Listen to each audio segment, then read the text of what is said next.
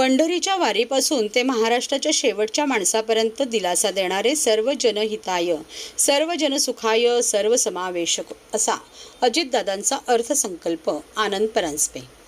महाराष्ट्र राज्याचे अर्थ व नियोजन मंत्री अजितदादा पवार यांनी महाराष्ट्र राज्याचा 24-25 सालचा अर्थसंकल्प विधिमंडळात सादर केला.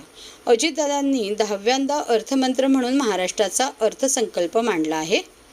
राज्याचे मुख्यमंत्री एकनाथजी शिंदे, उपमुख्यमंत्री देवेंद्रजी फडणवीस, उपमुख्यमंत्री अर्थ व नियोजन मंत्री अजितदादा पवार यांचा एकत्रित असा हा अर्थसंकल्प सर्व जनहिताय, सर्व जनसुखाय, सर्व समावेशक अर्थसंकल्प आहे. पंढरीच्या वारीपासून शेतकरी, माता भगिनी, युवक, महाराष्ट्रातील उद्योजक, महाराष्ट्रामधील इन्फ्रास्ट्रक्चर या सगळ्यांना गती देणारा असा हा अर्थसंकल्प अजितदादा पवार यांनी मांडला आहे, असे मत राष्ट्रवादी काँग्रेसचे प्रदेश प्रवक्ते, ठाणे व पालघर समन्वयक, ठाणे जिल्हाध्यक्ष आनंद परांजपे यांनी व्यक्त केले आहे. महिन्याला 10,000 रुपये अशा 10 लाख युवकांना महाराष्ट्र सरकार हे अप्रेंटिसशिपच्या वेळेला अनुदान देणार आहे. जवळजवळ 10,000 कोटीची तरतूद ही या बजेटमध्ये केलेली आहे. ठाणे शहरासाठी बोलायचं झालं तर ठाण्याचा जो सागरी रस्ता आहे, म्हणजे माजिवड्यापासून, बाळकुंपासून ते गायमुखपर्यंत जवळजवळ 3,000 कोटीची या योजनेसाठी तरतूद करण्यात आलेली आहे. 2027-28 पर्यंत हा रस्ता पूर्ण होईल अशा प्रकारचं त्याचं नियोजन केलेलं आहे.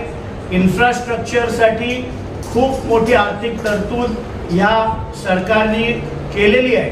आणि त्याचप्रमाणे वॅट जो मुंबई महापालिका असेल, ठाणे महानगरपालिका असेल, नवी मुंबई महानगरपालिका असेल, डिझेलवर 24% वॅट होता, तो 21% जो संपूर्ण महाराष्ट्रामध्ये आहे हा या तिन्ही महानगरपालिकेमध्ये करण्यात आलेला आहे.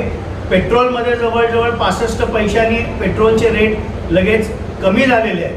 आणि म्हणून आजचं हे जे बजेट महायुतीचे आमचे उपमुख्यमंत्री माननीय अजितदादा पवार साहेबांनी जे सादर केलं, राज्याचे लाडके मुख्यमंत्री माननीय एकनाथरावजी शिंदे, उपमुख्यमंत्री माननीय देवेंद्रजी फडणवीस या तिन्ही नेत्यांचे मनापासून आभार आम्ही मानतो.